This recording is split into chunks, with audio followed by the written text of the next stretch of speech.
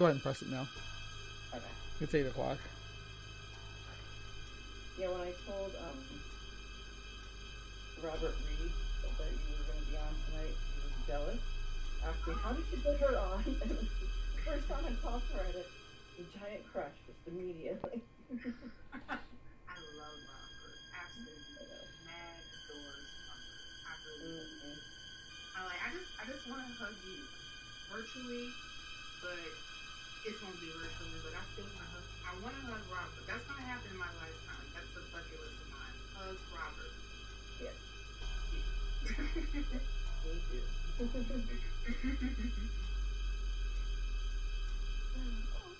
Here. Oh, they can hear us. I know it's not letting me mute it either. I don't know what's going on. All right.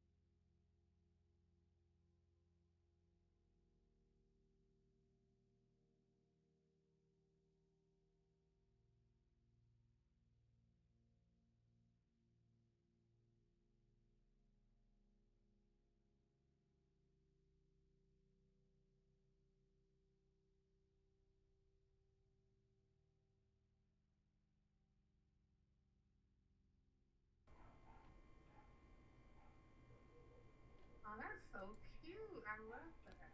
I'm live. Good evening and welcome to Living Critically. I'm Pale Blue Momma, and tonight I have a very special guest, Miss Cynthia McDonald. She's come to talk. We're going to talk about environmental racism, but first, I think this is the first time you've been to my channel, so if you want to just tell us a little bit about yourself first. Although I would like to say, I mean, there are a lot of activists in our community. But Cynthia Sorry, is like my put your bad. money where I your had mouth you. is I kind of had you activist. muted, Actually, Amanda. so is Susan, who's in the audience as well. But you know, Cynthia is very vocal and she's always standing up for what's right, and I adore and respect her completely. And saying that, Oh, will you tell us a little bit about yourself and what you do? Cynthia. first off, Sorry, that was my so bad. beautiful I had that you. you said I that, had you and muted. thank you It's so because you're much. doing an I awesome am job. honored that you actually said You this. know, Cynthia is Um, very but who vocal am and I? she's always standing up for Yes, what's I am right, Cynthia. and That is who I I am. adore and And respect her I completely. am, And by saying that, trade, will I you am a tell us a little medical bit about case yourself and manager, what you specifically of infectious diseases of HIV. I work here as such thing in the city of Chicago.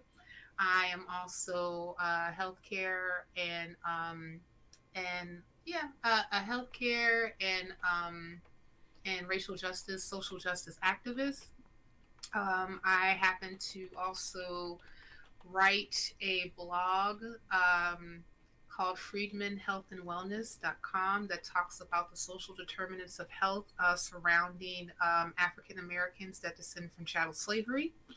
And I've been talking a whole lot lately about COVID, the pandemic, and how it has like shown up not only in America, but also how it has showed up in predominantly African American communities when it comes to mortality, infection, and even some of the other social determinants like income, employment, the whole nine. I talk a lot about that, and of course, like I'm also I jump to a lot of different streams, and I'm a nonprofit, which is like on the atheist community of Austin. Yeah, produced by the atheist community of Austin. It comes on Sundays at 3 p.m. Central Standard Time. So that'd be So me. you do a little bit, right? Just A a little little bit. bit. Actually, the effect that COVID has had on the African American community relates to what we're talking about today. But you brought up your work in the AIDS community, and that reminded me of. Did you hear what I live in Georgia? Brian Kemp is my governor. Did you hear what he said about the AIDS vaccine? And he was comparing it to the COVID vaccine and how uh, it didn't work when it was first pushed and forced onto the community or whatever, even though I mean, uh, technically it does exist, but it's still in research stages. My mhm. friend Dr. Hobbs has told me about it, but he didn't know what he was talking about, and it was just kind of nuts. I don't know if you heard about that. Oh, I have not, but I Yeah. mean, but I can say pretty with pretty much with a lot of confidence that an AIDS vaccine is not really prevalent in use in mass in the general population. No, Um, it hasn't reached the stage that they're even testing it on humans yet. I don't know, but yeah. it's definitely not out for public, but out for public consumption. But it was anything that these GOP Republican governors can like any excuse whatsoever to like weave it into their anti-vax, anti-mask kind of bullshit. It just oh yeah, It's it's kind and of which nuts. is and that's Definitely not and out that for is public, nuts. but And out for public consumption. But it was Amanda, that anything that I am not these necessarily GOP a Republican fan of governors any can like. politician, depending on their party. I'm more so considering like what is your agenda, not necessarily like what party affiliation that you're part of. But I Mhm. must say, because I even had this conversation with a couple of people earlier that I was doing a show and a couple of theists. One is a conservative, and of course, you got me that's a proud communist. At least that's what my partner calls me. And he said, "How's my favorite Represent. communist? How's my favorite communist doing today?" And I was like, "Da." But anywho, but I have to say that the the GOP specifically has been on this march to put out everything that is funky when it comes to policy that can be detrimental to a lot of people that are in marginalized communities. Not to Mhm. say that, like Democrats are without blame. Yeah, they Oh are. no, but absolutely not. they're not. But I do have to say, like, it's like this overarching theme with them. I mean, like, and even like when I was researching a little bit about this topic about environmental racism, I came across different news stories that was talking about this subject, and I happened to come across a news story that was talking about Cancer Alley in Louisiana and how like a disproportionate part of their population that is adjacent to a lot of these oil refineries and chemical factories and are Mhm. coming down with cancer. And as much as the community has implored the EPA to step in to regulate these particular companies, they have failed to do so. Even like one of the companies that they talked about that was supposed to reduce their emissions, I believe about 85%, they said that they were going to do it. they they said that they was going to do it, but they didn't. And there's no like enforcement. And oftentimes, according to the story, it's because the residents that happen to live in these places don't have political power. They're oftentimes ignored. Precisely. Yeah, In fact, and one of the things is that people will try to attribute environmental racism to income levels and poverty levels, and they actually did studies that show it has nothing to do with it. In fact, I think African Americans are 30% more likely to live near an urban oil field Right. than white people, even when they're making over $60,000 a year compared to their white counterparts making $10,000 a year. Yeah. So I mean, there is still a financial component to it, but that comes from just systemic racism alone. Right. But in fact, because of, it honestly, white people just have most of the power and most of the say. So when a coal fire plant is being moved in, or if there's if they need to replace lead pipes or anything like that, uh, communities, mostly African American and Hispanic communities, have less say and less power to be able to do anything or change anything. They're often even put next to a highway is more likely to be put through Yeah. a black community than a Yep. white community. Yeah. So That's actually happening in, I believe, South Carolina right now. They're about to displace a whole community and to put a highway through it again. And I mean, we're dealing with this like in 2021. It's insane.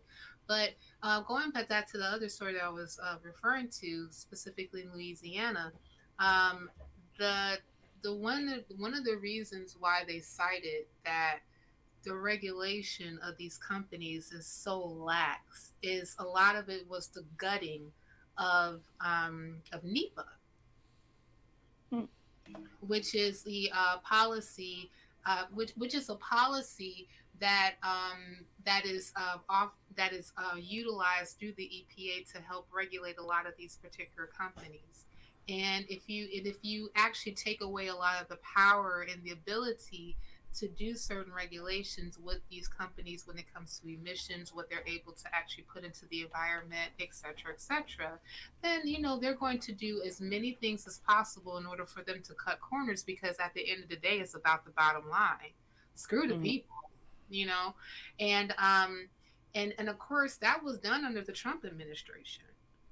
yeah, It wasn't as robust as it before he came into office, even under Obama. But at least like those a lot of those regulations for some shape or form were there. Under him, they were gone.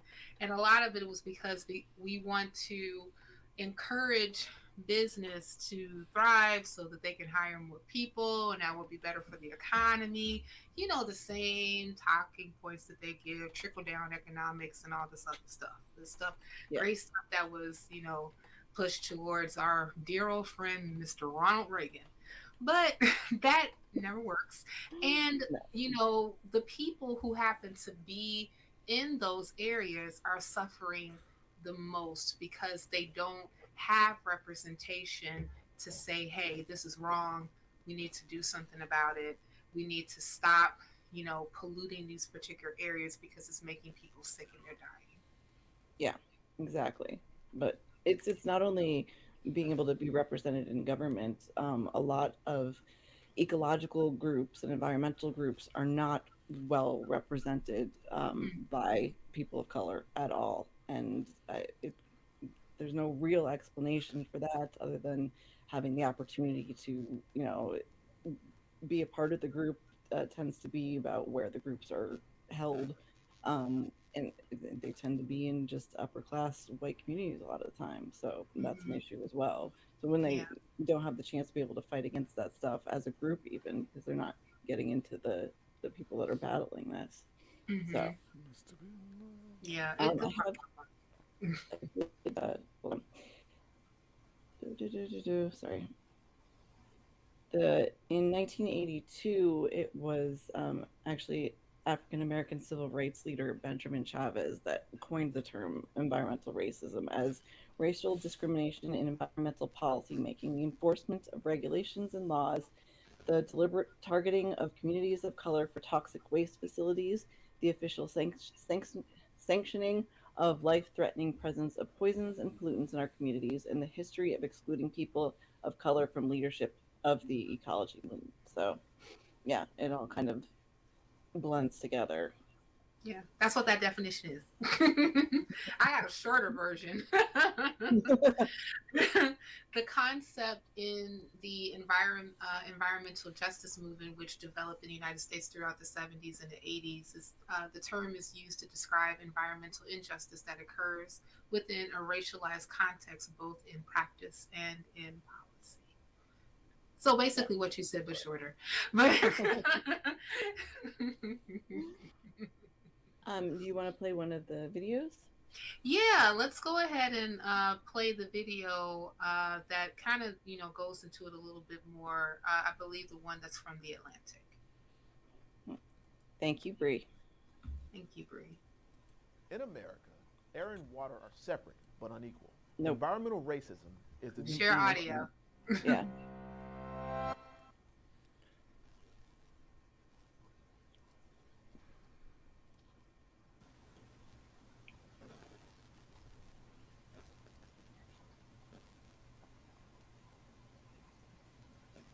Or you could just put the captions on. If you can't get the audio to work, that's fine.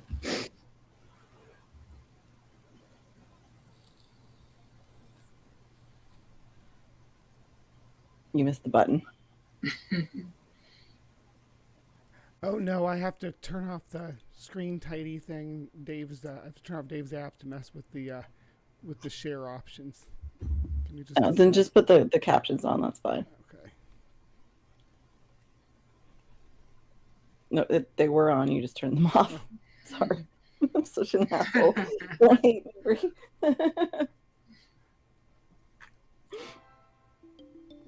Yeah, I get it.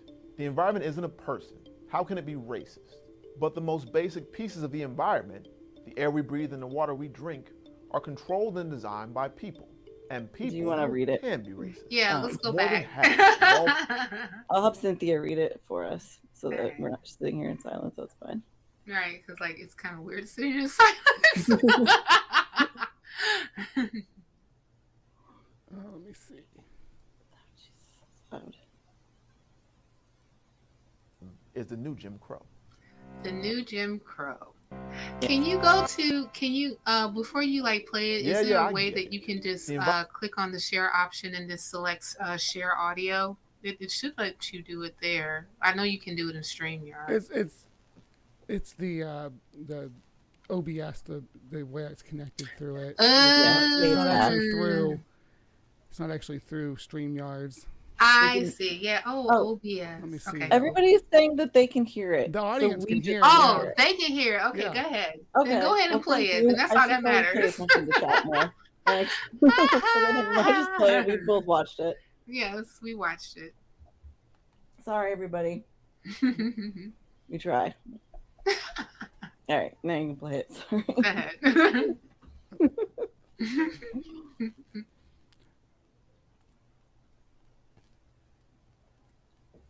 Oh, not share file.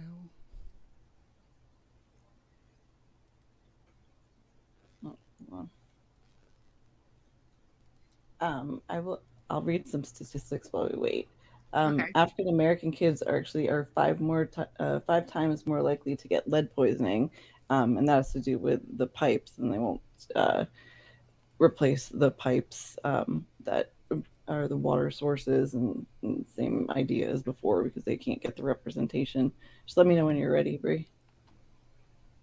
You're good to go. Oh, okay, go ahead.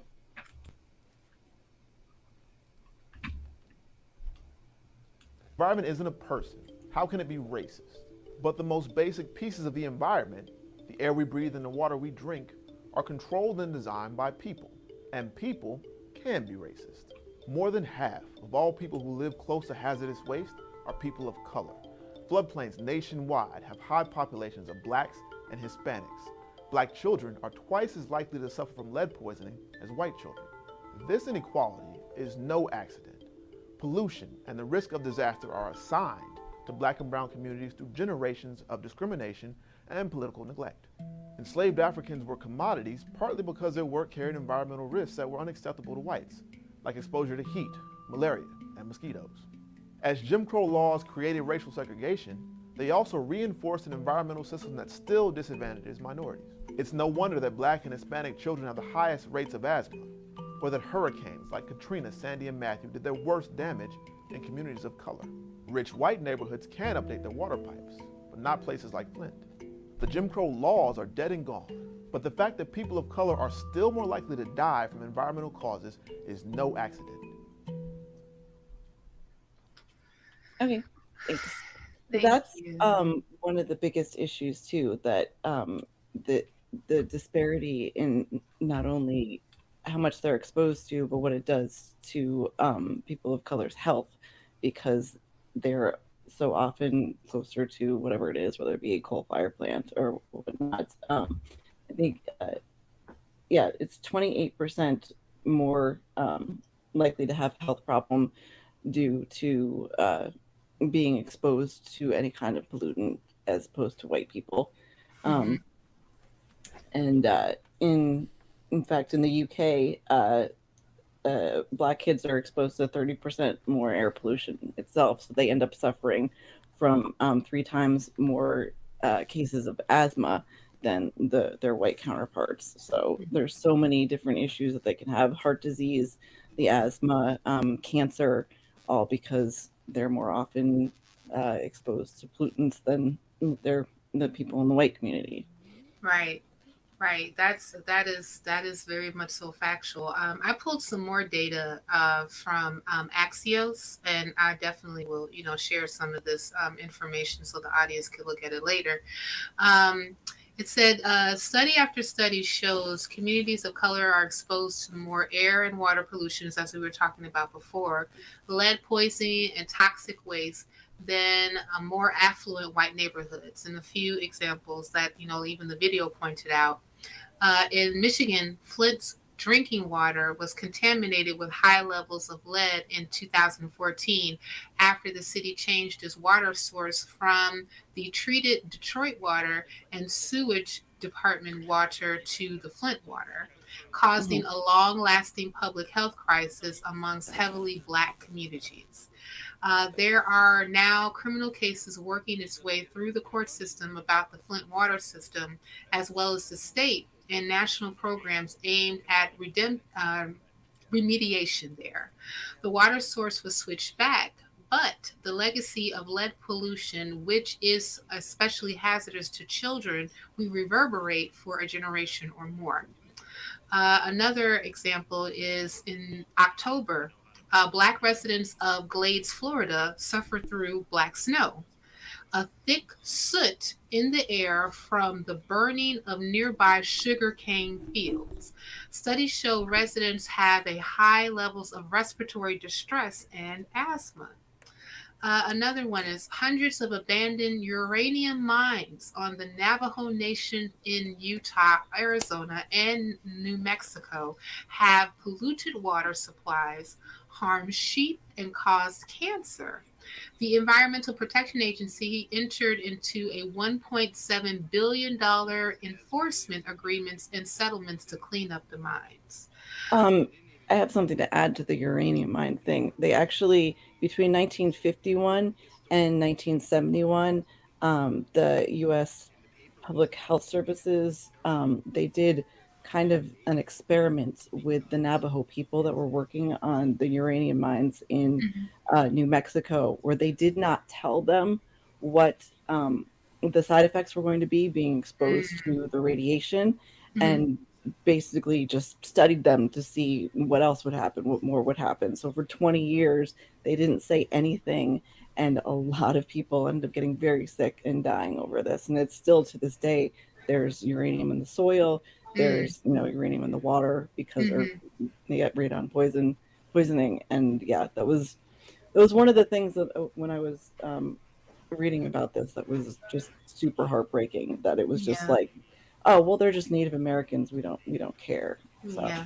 Well, the government has a has a history of kind of not testing caring. marginally, well, not caring, and also even like conducting these particular experiments by just neglecting to tell people certain things. I mean, like Tuskegee experiment is a major one, like neglecting to tell Black men that they were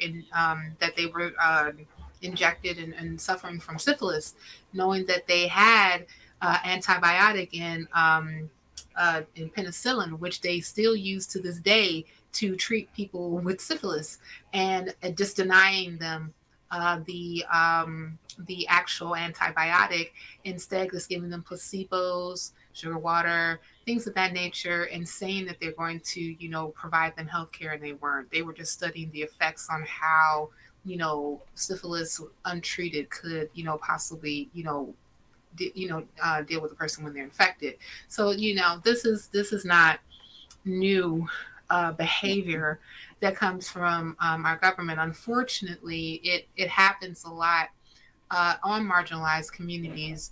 Again, communities that don't have the voice. They don't have like the representation and the voice to empower in representation on the federal level, even if they're state and municipal areas, in order for them to, be able to change policy when it comes to these infractions on people who are living in these areas. It's quite unfortunate. I found another one. This is interesting, not a good way, but hey. Yeah. Usually isn't. Right.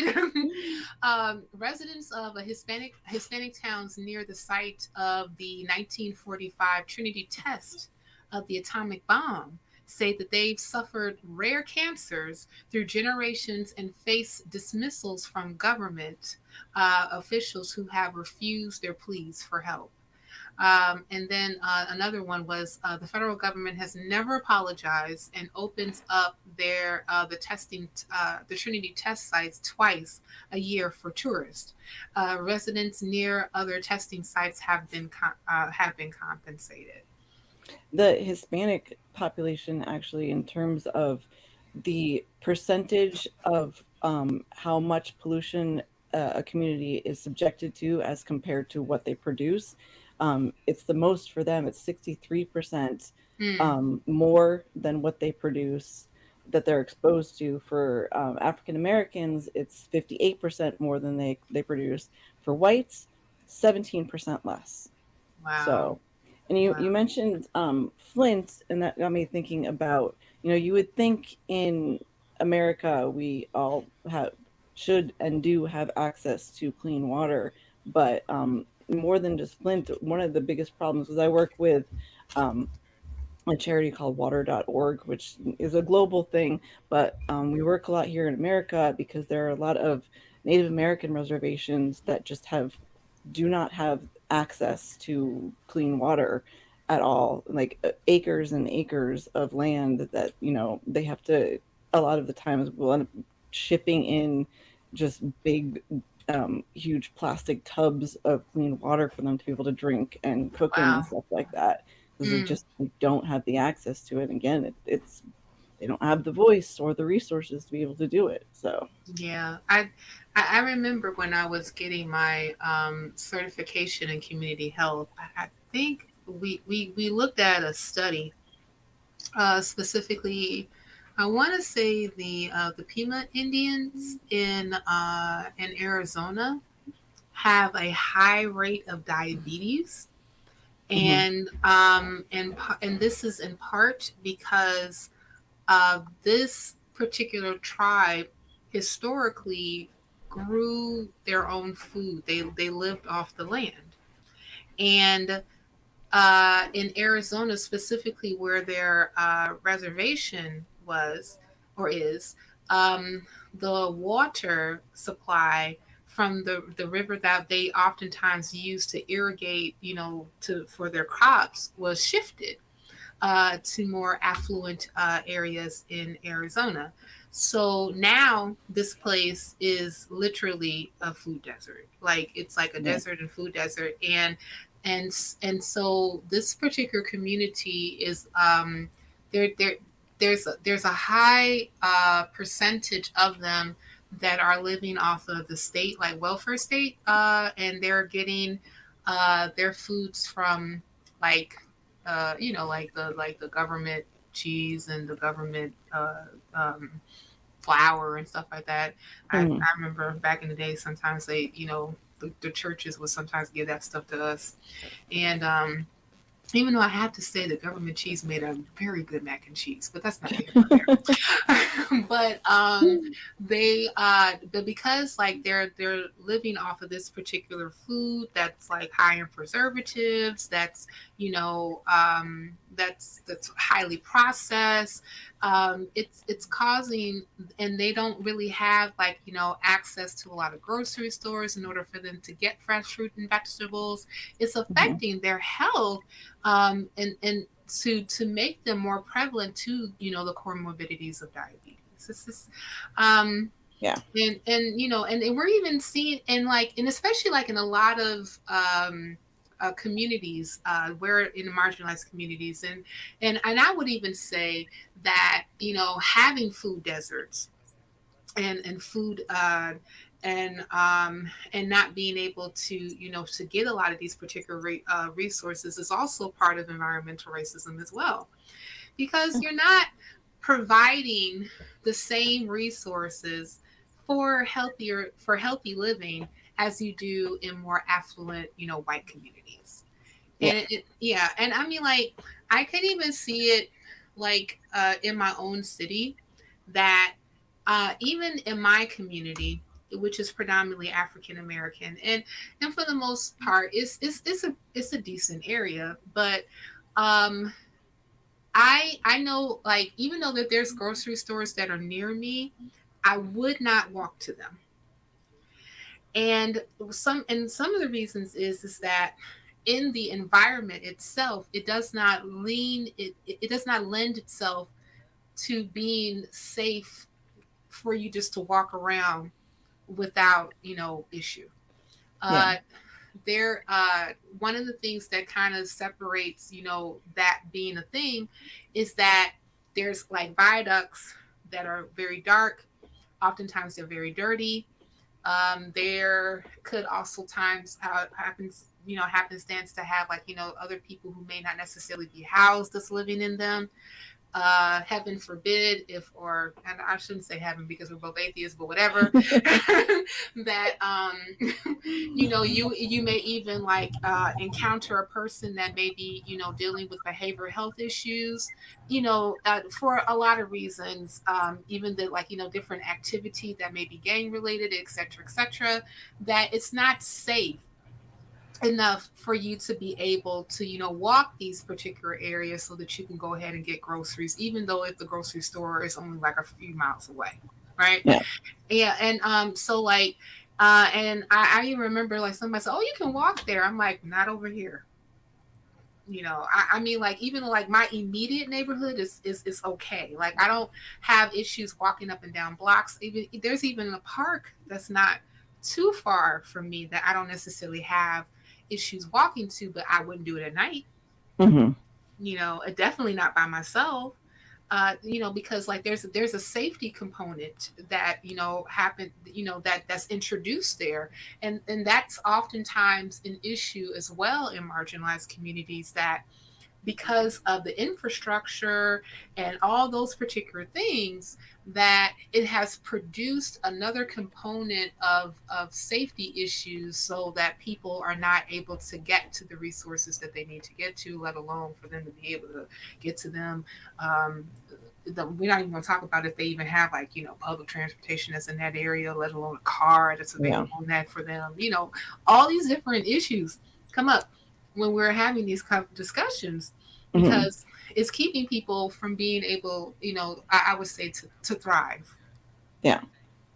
Is there does that have a part to do with how cops treat minority communities as well? Because they're not exactly policing and protecting them the same way that they do white communities. Because I live in a pretty affluent community. I live on a freaking golf course. You can imagine how white it is here, and they're just like, there's no reason for it, but there are just constantly cop cars patrolling the housing community that I live in, and I but in a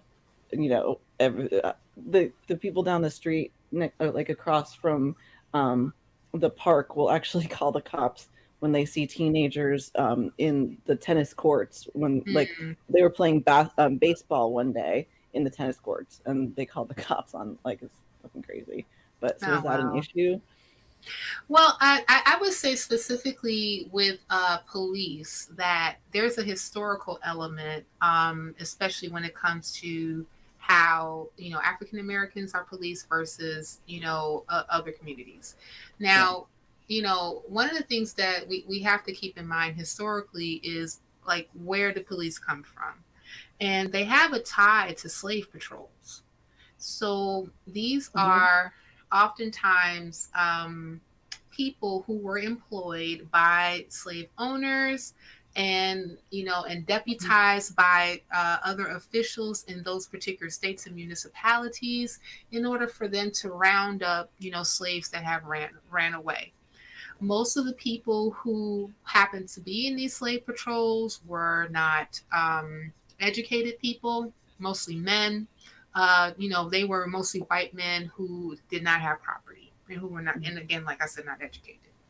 So so oftentimes, and not to say the cops are not educated, a lot of them are, but because of this like historical reference, like of how like how you profile an African American man or even an African American woman, and how those particular sensibilities have been passed on from generation to generation in these organizations, have definitely colored how they handle this particular population of people.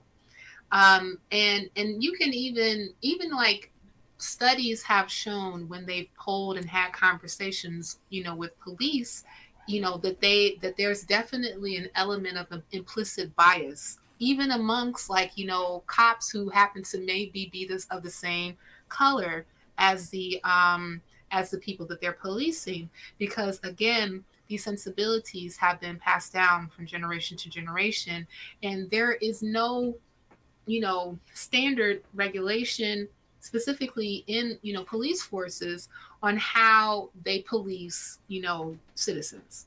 Yeah. So like, and even like you had police departments, because like we even happened on the federal level where they pushed back on implicit bias training. I mean, I had to go through it in my clinic. Why can't you go through it? You know what I'm saying? And Yeah. and then there's another issue where the people who happen to be policing, our communities don't live there. I'll take Chicago for example, which is highly segregated, and the people who happen to walk a beat or patrol an area, they don't know the people who live there. They don't, their houses are not where we live. I don't live next door to an officer or anything like that. Um and and and let alone if they're even like assigned to this particular area to work with the people. So they're already coming with a whole bunch of different baggage, just from themselves alone, coming into these particular communities. I've always been an advocate for, if you're going to police this area, you need to live in this area. Yeah. It's true. I mean, you really should, and they should be able to. I mean, you would want to not only protect your community more, but also respect your community more if you actually live there. Right. It's very true. Yeah. Um, Go ahead. oh, go ahead. No, no, no, I was agreeing. Go ahead. Okay. I was going to say, well, this uh, issue isn't just something that is the environmental racism thing, isn't something that's just an American issue or a UK issue. Um, it happens a lot to third world countries.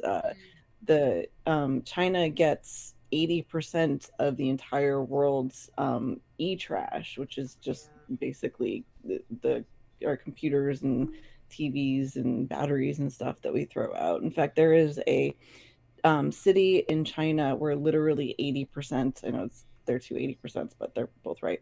80% of the kids were poisoned from the water they were drinking because of this e-trash. So Mm-hmm. it happens everywhere, but unfortunately, we tend to send our toxic waste or our e-waste or whatever to countries that will take it, and they tend to be third world countries, which are often, minority countries. So Right. Yeah, that's really devastating to them. it's like to the point where we uh push off what we don't want to see where people can't fight back. Like even looking at like some of these news stories concerning where like most oil refineries are set up or other Mm. chemical plants are set up. Like these plants or even coal mining plants. These plants are not they're not set up in affluent white communities. They're just No. not. And it's kind of even interesting. I keep going back to Chicago because Chicago is such a perfect microcosm of this overarching issue. Depending on where you are in the city would determine what is there. And what do I mean by that? If you happen, okay, let me go back. So, specifically in this city, they have a lot of historical buildings or like certain type of architecture. Like Chicago is very much so known for its architecture, including houses. Matter of fact, there is a specific style of house that they call the Chicago style bungalow. Now, the Chicago style bungalow were usually houses, single family homes, roughly like 2 to 3 bedrooms, and they're all over the city. You can find them on the south side, the west side, the north side, and even like some surrounding areas of the east side. Like they're everywhere. However, and oftentimes it was even talked about like making any person who actually owns one of these homes to be considered like a historical landmark so that they could possibly even qualify for like grant money to make sure that they kept up and all this other stuff, right? Yeah. Now, when you happen to go to, let's say, the South Side, which is predominantly African American Latinx, versus the North Side, which is, even though like the North Side is a pretty big side of town, but but a lot of it is being regentrified. So you have a lot of white people who are living there who are higher income, and their neighborhoods reflect such. So they may have like a whole neighborhood of these Chicago style bungalows with trees, with parks that are adjacent to it. That's absolutely beautiful.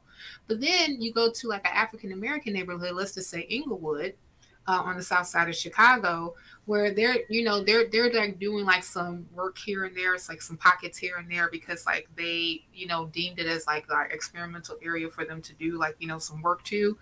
But there's still a lot of these particular buildings with the same type of houses, and heaven forbid the tree, heaven forbid parks. They just got a Whole Foods like a couple years ago. You know, um, and and um, and also a clinic a couple years ago as well. So the resources that are divvied out between these particular neighborhoods is so different. And a lot of, and like the gentleman said from the Atlantic, a lot of this is done by design. It's kind of like, okay, we're going to go ahead and resource this area because it's affluent. These people are in power. We got you, right? And Mm-hmm. they happen to live over here. So everything you want, you can have. But we're not going to do it over here because we don't really want to waste the resources because fuck these people. So, Yeah. and this is something that Basically. we're basically, yeah, and this is something that we have seen over and over again historically. Yeah, well, it's the NIMBY principle, the not in my backyard principle, which white Right. people tend to be very good at. They don't Mm, want, it, we our trash needs to go somewhere. There needs to be plants, places, coal fire plants. Unfortunately, at the moment, they do still exist and need to be put somewhere. Um, Urban oil fields as well, all of it, they need to go somewhere, and the white community is just very, very good at being able to stop that. from coming anywhere near them. But there's just this trickle down effect from not only having to be around it, but what it does to the health of these communities. Just so many health issues stem from having to drink contaminated water, or a lot of it has to do with the air pollution. All of it all adds up pretty quickly. And then you have the issue that people of color aren't well represented when it comes to healthcare either. Right. So it's like everything working against everybody else except for white people. So. Yeah, there's a saying that, and we even seen this even play out when it came to mortality rates and infection rates with COVID-19. When white America catches a cold, Black America catches pneumonia. Because because of all these particular infrastructural issues and inequities that we happen to experience, all these things are going to affect us disproportionately worse.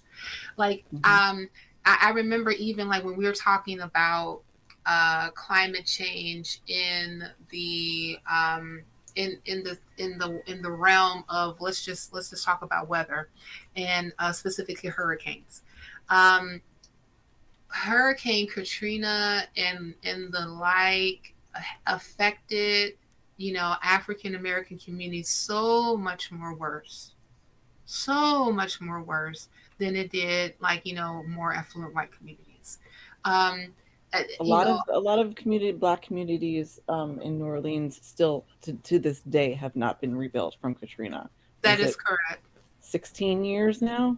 Yeah, it was crazy. Katrina happened in 2005. Yeah, I went down to New Orleans in 2017, so that was like around 12 years after Hurricane Katrina happened. And they, in the more touristy parts, they made sure that those were built up, but there's still a lot of areas like in the lower Ninth Ward where it was predominantly African American that still hasn't been built or been regentrified, and those people have moved out. They've been priced out of their area, so they can't come back because they don't have the income nor the wealth in order for them to do it. And even I have another friend who lives in the New Orleans area, and I contacted him specifically about during the time of, I believe Ida was the last hurricane, right? Ida? I think so. I think it was Ida, yeah. And he talked about he said that him and his family were okay. They learned for Katrina to make sure that they had generators, and also, try to be in an area where their home is on higher ground.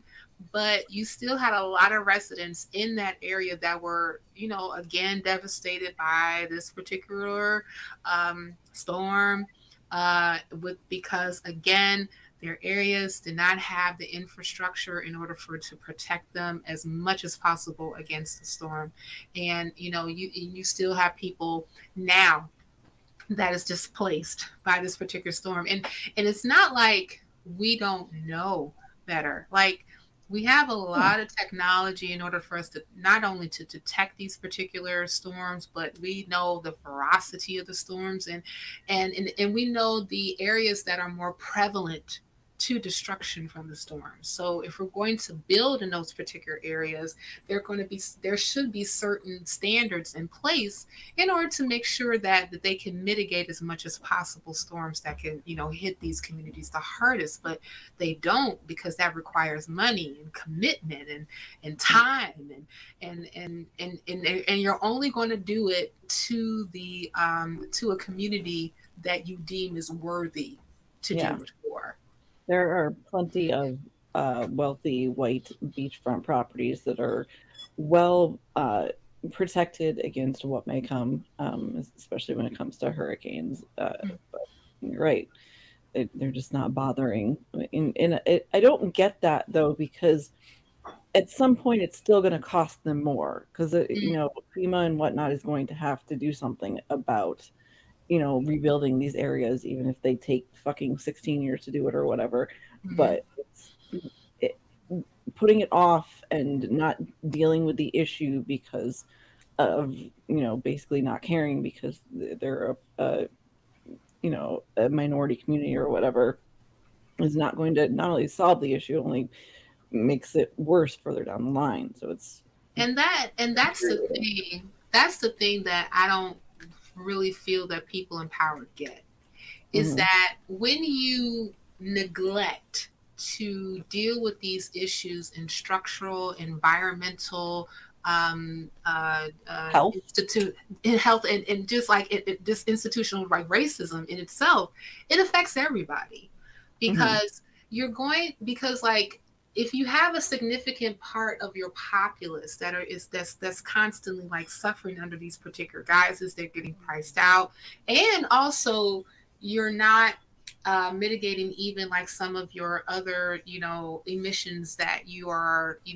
that's happening, like for chemical plants, oil refineries, and the like, that's going Mhm. to eventually bleed into the atmosphere where other communities happen to be.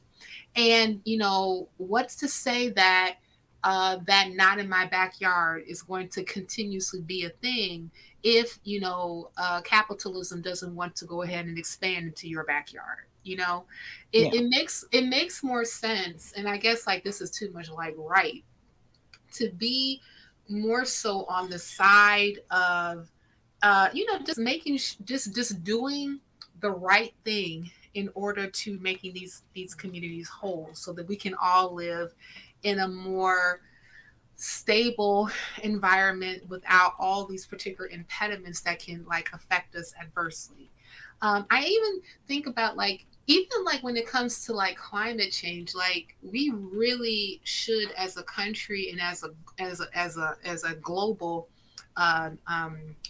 resident be more integral in cleaning up our environment and also addressing climate change. I mean like the prevalence alone of hurricanes is a direct effect of the change in the climate. Mhm. And This is we have to think about climate refugees as well. One of To get a little climate sciencey for a second. Let's do it.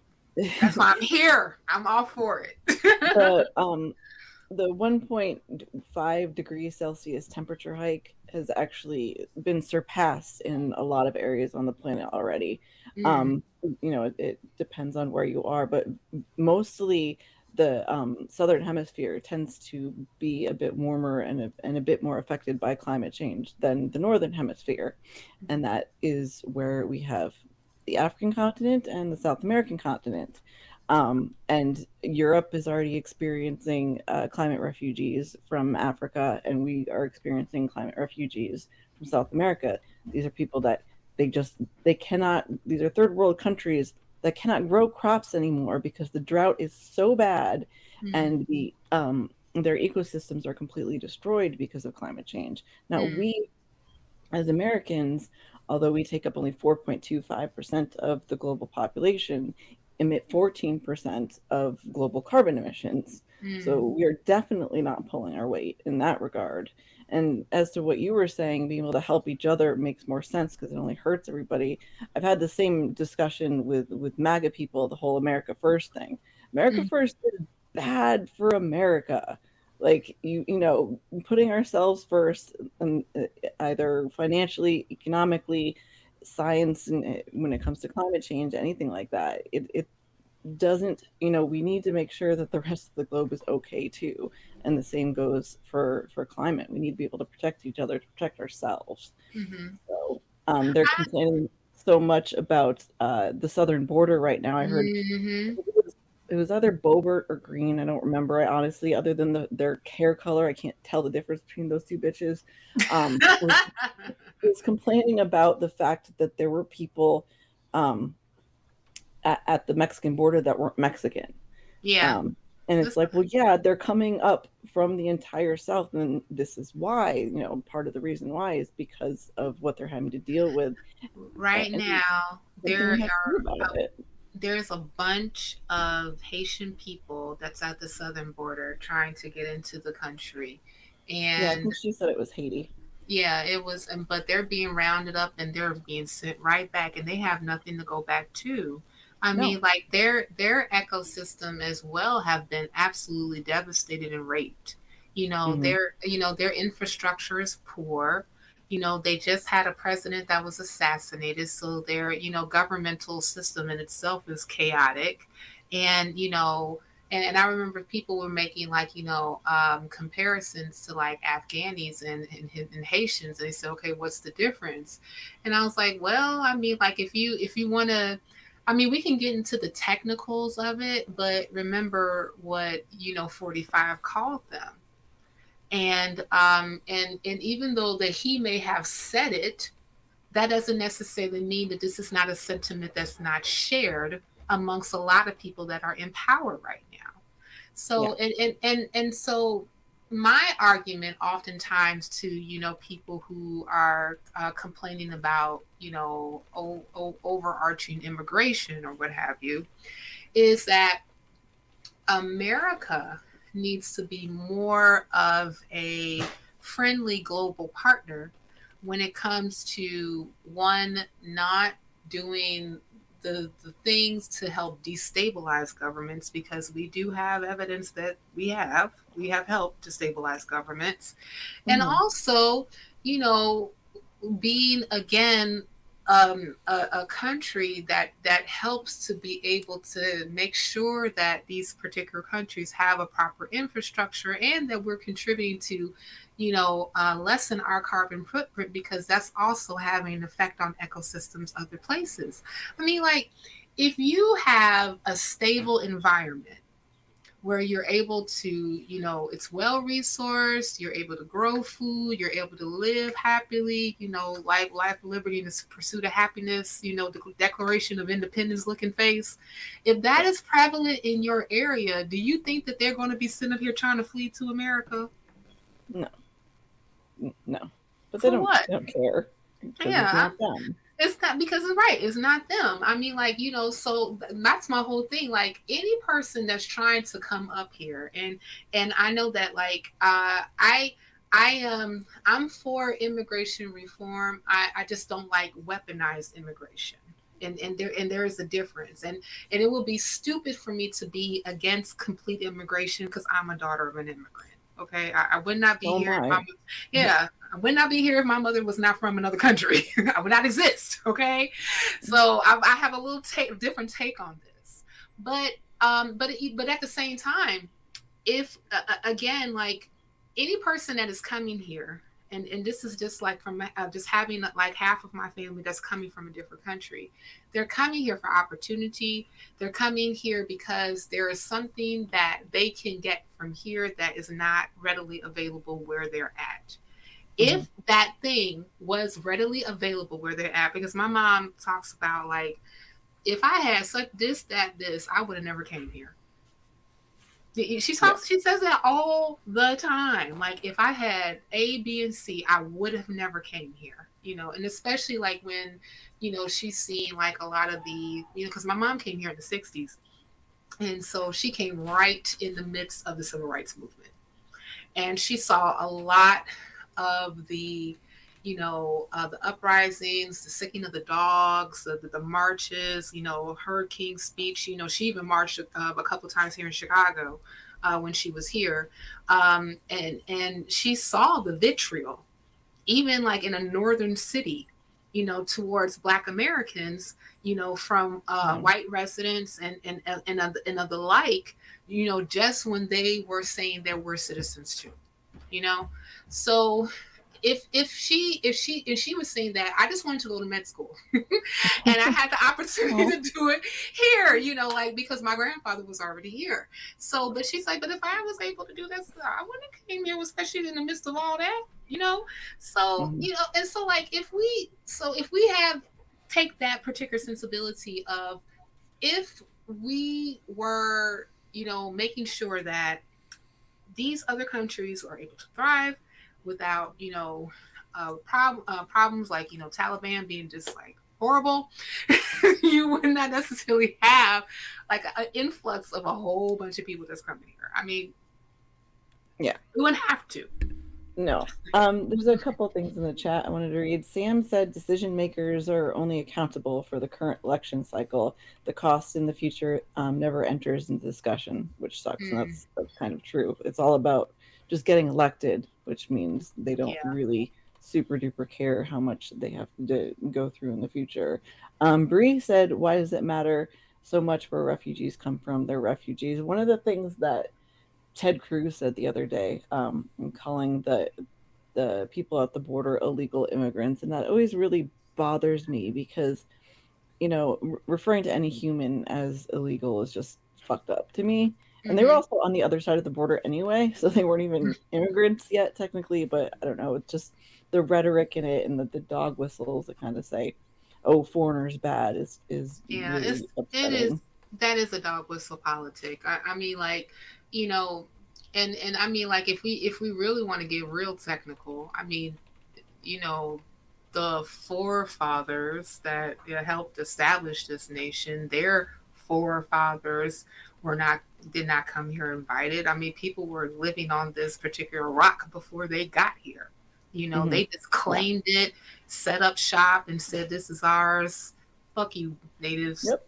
We here now. Imperialism. Yeah, Yay. that's yay. That's basically, that is US history 101 for everybody who was wanting to know. That's the crux of basically what happened. So I mean this whole thing, like, like I have people that, like, they use that terminology. I don't particularly care for it either. Like, whether they're, the only difference between who is considered legal and illegal is, like, who is documented and who is not. That Yeah. that is the main difference. And it's something like, well, I came here the right way. I'm like, okay, cool, you came the right way. And these are even, like, other immigrants who have, like, issues with, like, people who are undocumented. I'm like, okay, yeah, you came the right way, great for you. But again, can we consider where other people are coming from if they happen to be experiencing a lot of things that we were talking about in their own environments?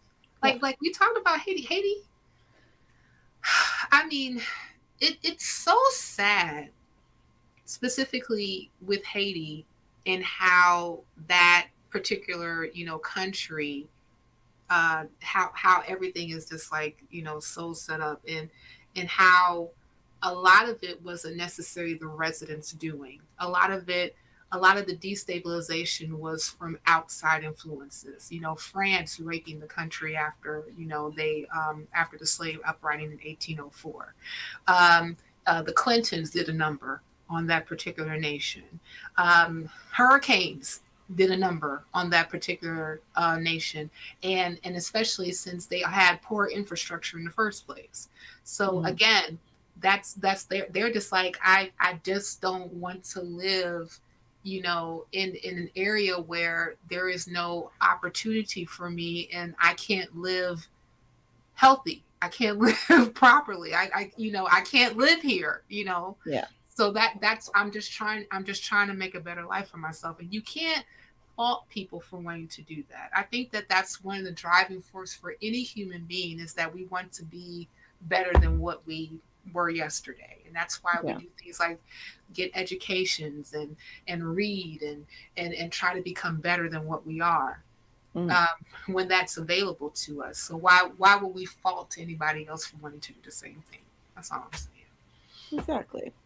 Well, I have kept you an hour. I think we've covered most of it. Basically, how about let's stop being dicks and all work together so that we can, we will all prosper and thrive more if we take care of each other. I think that's kind of my closing thoughts to it. What are yours?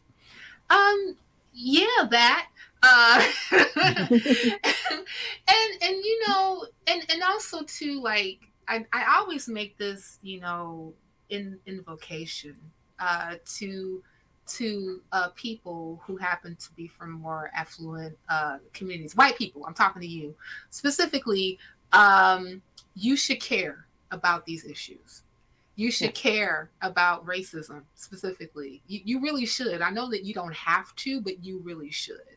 Because, and especially when you're thinking about the people who it's affecting the most, eventually the how racism shows up, especially in the environment, in structures, in institutions, and the like, that affects you too. There was I read some months ago a Citibank article that said that the United States lost in like 1.4 or 1.5 trillion. No, it was like, no, was it 1.5 or 1.6 trillion dollars in revenue just because of racism. Wow. Wow. Yeah, I mean, like, so now, because these particular inequities exist and they're pervasive, it's even affecting, the revenue, the economy, all of these things that we rely on in order for us to live here, and that's everyone. So it takes, not you have to understand that, we, like Black folk and other communities who are marginalized, can scream and shout until our throats are raw. But it will take people from your community to also walk with us in order to create a better environment for all of us to live in. Because right now, you're the ones who have the power and have had the power historically. Yeah, that's very true. And it's one of the reasons that, the MAGA community seems so much louder than the size of themselves. It's because they're, well, obnoxious and loud, but they're also mostly white. So they just get heard more, and that's not fair. Right. But yeah, no, we do. And I hope I at least try my best to do so. Do you have anything to shill? Well, if you all did not get a chance to watch, I did conduct today's earlier episode of the Nonprofits with Mandisa Thomas from the Black Nonbelievers. I think it was a hell of an episode. So if you haven't watched it, go check it out. It does premiere every Sunday at 3 p.m. Central Standard Time. So please go ahead, like, subscribe. We're trying to get to 10,000 subscribers so we can do fundraisers. So please subscribe and share. Also, I just did and I saw her in the chat. Shout out to Jenna Mew. We just did a video together. I can't wait to see where it's going to be released at, where we did a response video to Dr. Christina Park's testimony concerning mandates for COVID-19 vaccines, and basically a nurse and a HIV case manager took down a molecular biology cellular PhD. So we took her down, and we're quite proud of their work. So look out for that. And nice. Also, I'm also a featured speaker at the Women of Color Beyond Belief Conference here in Chicago on the weekend of September 24th. I will be talking about economic justice, specifically on the topic of why reparations from a skeptical, non-belief point of view, because as we are very familiar, that a lot of times when you think about social activists, you think of preachers. I am not. Yeah. And and you can totally be a social activist and be an advocate and not have to be part of a religious organization, which I am not. So that's what I got going on there. Oh, there is a virtual component to the Women of Color conference, so you don't necessarily have to leave your home. If you go to their website, which is, I believe it's called WOCBeyondBelief.org, you can get virtual tickets so that you can stream the entire conference for $25. Very cool. And I put your links in the description below, and also I would like to thank BrainBug very much. Thank you, Bree. Appreciate you. Love Bree so much. That being said, I will no show next week, but I guess I will see you when I see you. Good night, everyone. Mwah. Think critically.